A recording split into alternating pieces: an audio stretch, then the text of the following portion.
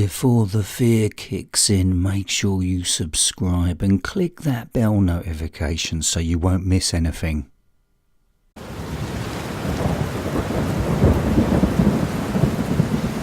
Look at me.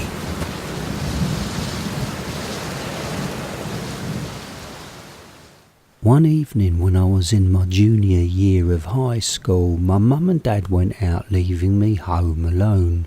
I had a lot of homework to do, so I spent the whole evening sitting at the desk in my bedroom.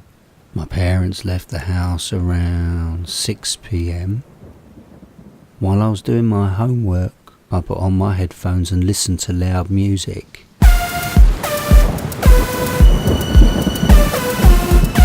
There was a big storm that night and my desk was facing the window, so I could see the rain and the lightning outside.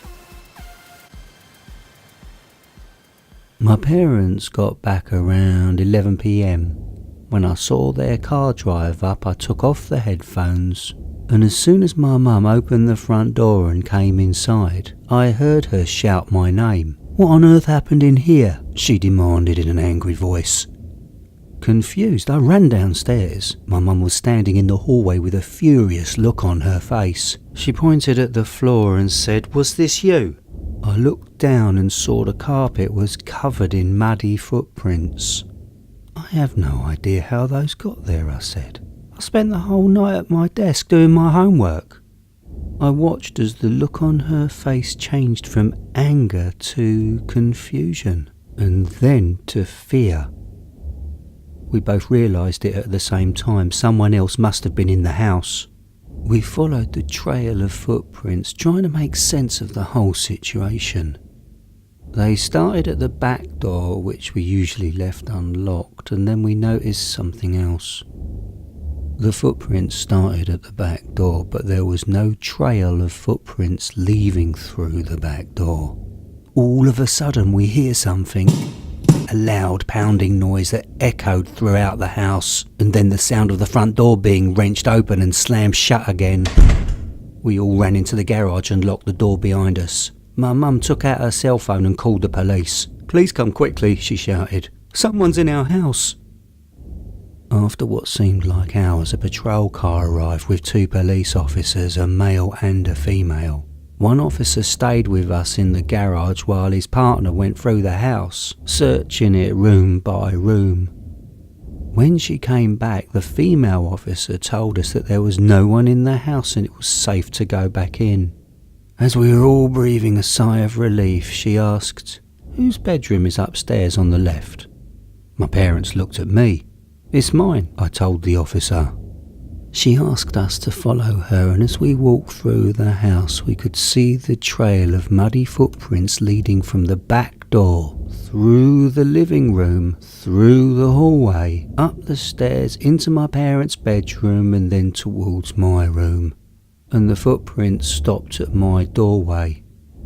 The female officer pointed at my door, which had been open the whole night. Scrawled on it in black marker was the following: 8:47, I see you. 8:53, you forgot to lock the back door. 8:59, you seem focused. 9:24, turn around. 9:47, look at me. 10:15, look at me. 10:37, look at me. 10:49, look at me. For more than 2 hours someone had been standing in my doorway, watching me. To this day I still shudder to think what would have happened if I had turned around.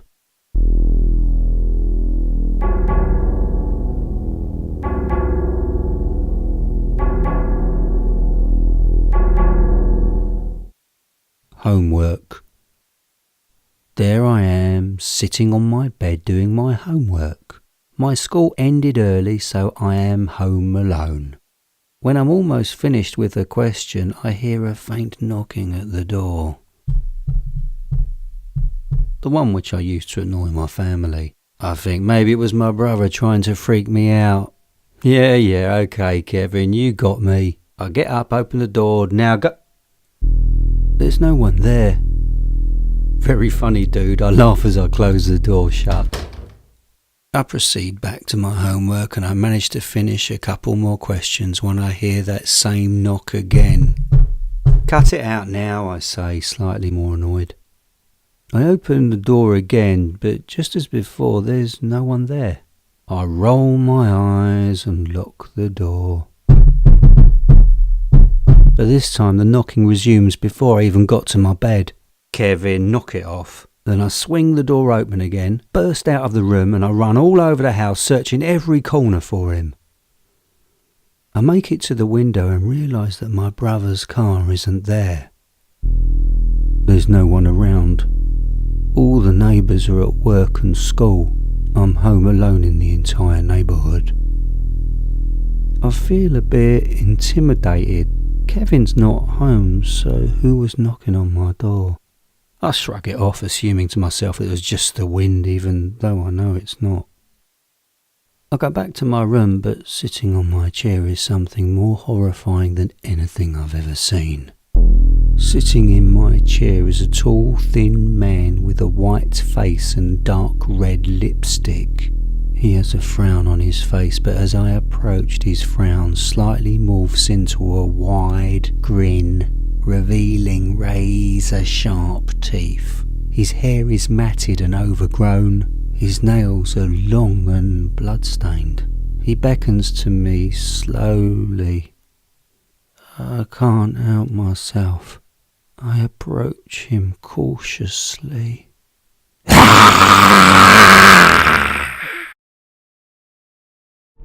Thanks for watching. Go check out my online horror shop, Clown Merchandise, to protect you from demons. Click the link below.